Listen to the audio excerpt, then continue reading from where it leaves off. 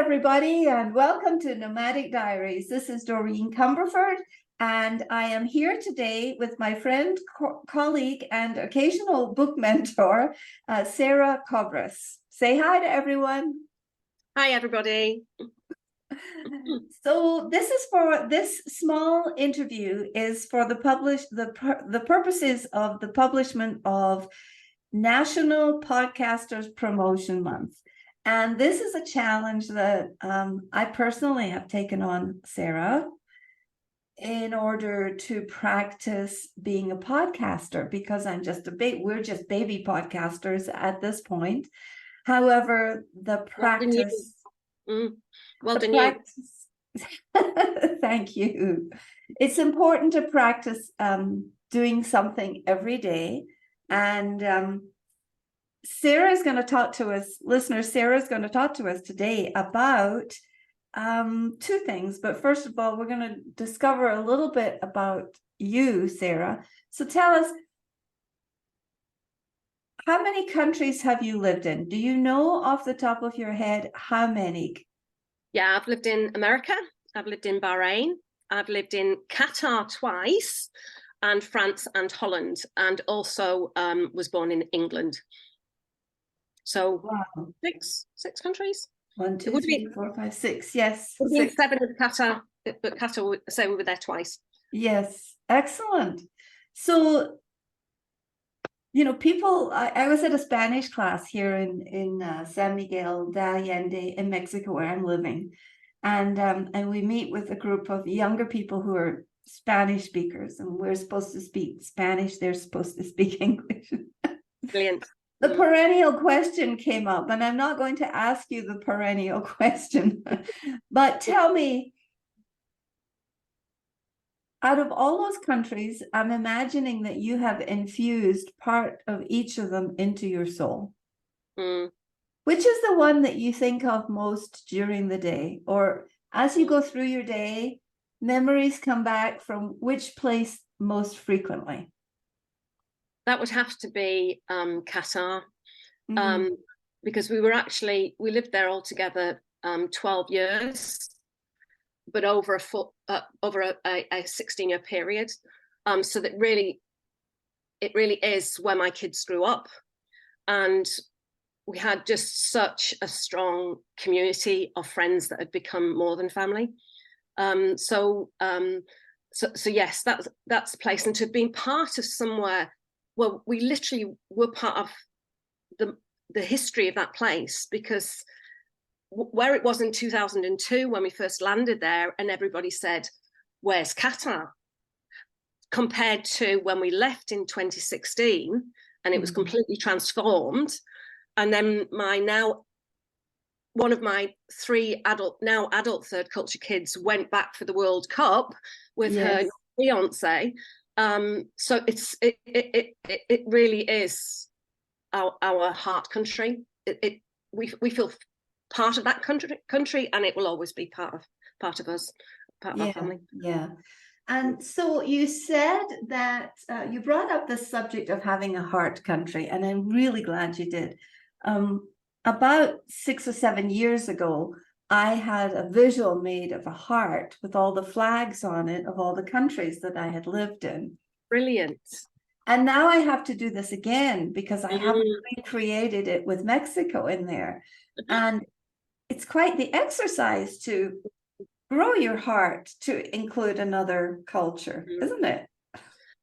Yeah, but if you think about it like having children, like, you know, when you have no children, you can't imagine where that love's going to come from. Right. And particularly if you have one and you're having the other, you just can't imagine how you can love that's another human being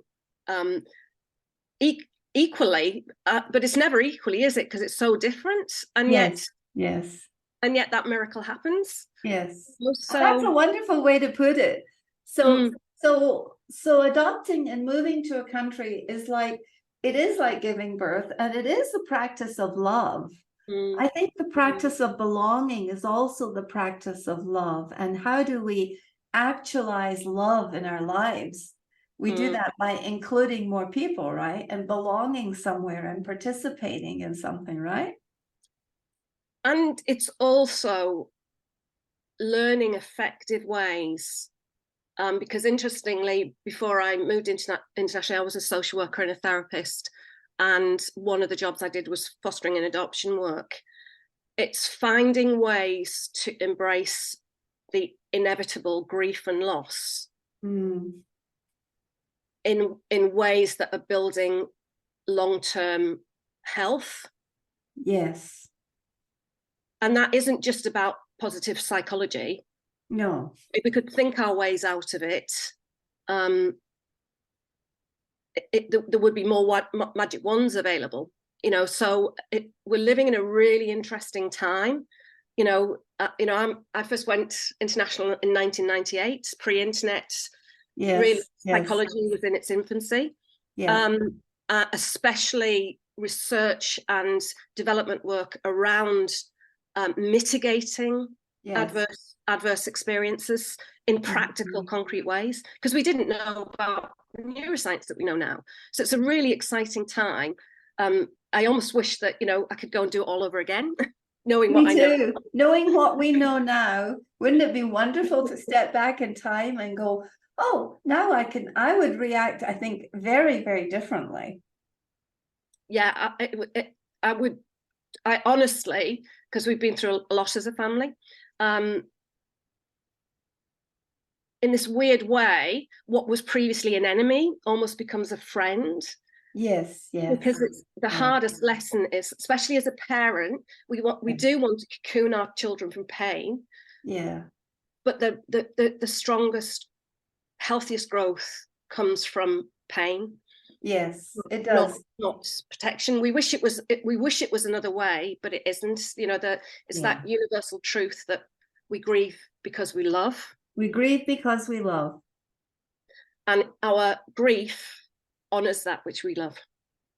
I love that. The we love, of course, the more we're going to grieve. Yeah. The more we love, the more we grieve, and the more we miss, and the more we grieve. And I think that the grieving never goes away. It's not something we can solve. It's not something we're going to overcome. It's something we move through. And I think finding our wings and our place and the blessings are all part of it. And I think that being a proponent of positive psychology is one thing, but also I think directing the way we think and directing our thinking is very, very important in healing. So tell me, I have a question. I'd like to kind of circle back a second about this heart country thing. So where does England live in that heart? Because when I think of my heart country, I tell people, my real heart country is Scotland, which I only lived in for 21 years. However, it was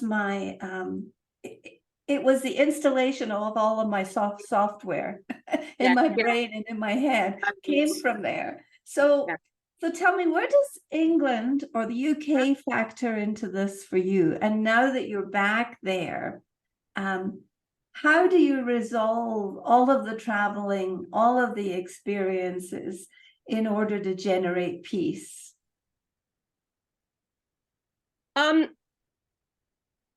Another way to think of what we just talked about love, is that grief and missing something actually is the signpost to your values, your core values. Because if you've lost something that you value, you miss it. If you didn't care about it, you wouldn't miss it. Right. So it's been a really interesting. So I'll give you a concrete example, because I'm a very practical person. So when we moved back to England, it wasn't by choice. It was a forced repatriation because my husband was made redundant. And this was 2016, and England wouldn't have been my choice, but because we still had one adult third culture kid in education, our home at the time was in Brittany in France, but he couldn't go back into the French system. He had been bilingual when he was 12 when we left Brittany, but he wasn't anymore. So we were back in England, and my criteria was that, right, I need to be in a city that's diverse. And we started off in Lincoln, and that was a good landing place. But then Andrew got a job in Cumbria, England, which I know you will know well, Mrs. Cumberford, just below Scotland. And right. my initial reaction was, well, I'm not moving there. Way too rural, going yes. back in time. Yes. But I came and visited and fell in love. Yeah. I guess it wouldn't have suited me in my 40s, but by the stage I was in my mid 50s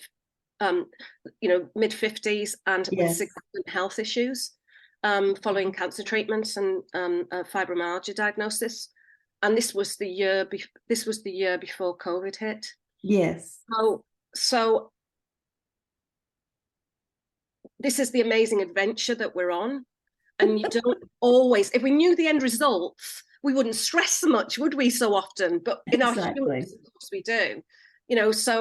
So I'm now in my 60th year. And of course I can look back at my younger self and say, what I would say is just chill. All will be well. All will be well. Yes. All will be well. Even if it feels uncomfortable right now. Mm-hmm. And uncomfortable and painful. Yes. Yes.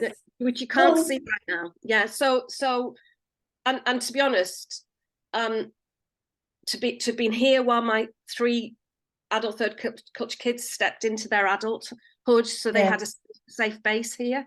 Yes. And I truly feel like I belong here. Yeah. Good. Because I was brought up in the northeast of England, so I sound like I belong here. It's you fit. I fit. You fit. Yeah. So you're like the puzzle piece that was missing from Cumbria, and you just sort of fit in there. And we know when we're in that. I mean, I feel like that in San Miguel, a little bit like, oh, I can just fit in here, and partly because we are chameleon-esque, Yes. No, definitely. You and I both have experiences in fitting ourselves into uncomfortable places and shapes and times and events. So that's wonderful. Well, thank you for sharing the story today of your heart country and giving us a perspective on the love and the grief and the process, and how you would advise your future self that all will be well, because this is a wonderful message for us, each of us, to take with us as we take these journeys, whether you're a short-term nomad or you're a long-term nomad, or you are a long or short-term expat. Thank you for listening to Nomadic Diaries. Sarah, thank you so much for this conversation. I look forward to many more, because your wisdom needs to be unlocked and scattered to the world. My pleasure. Yeah, I'm very happy to have been here. And I just would add one little qualification to what I said, in that it is a good fit, because of COVID and Zoom, I've reconnected with my international self. Yes. That is what has enabled me to fit here while still having wings. So I've got roots and I've got wings. Roots and wings. We have balance this way. So thank you for leaving that message with our listeners today. And listeners, we would love it if you would like, share, and subscribe to Nomadic Diaries. We hope that this has been of some either entertainment or edutainment. And we wish you a beautiful day. Masalama. Bye. Bye.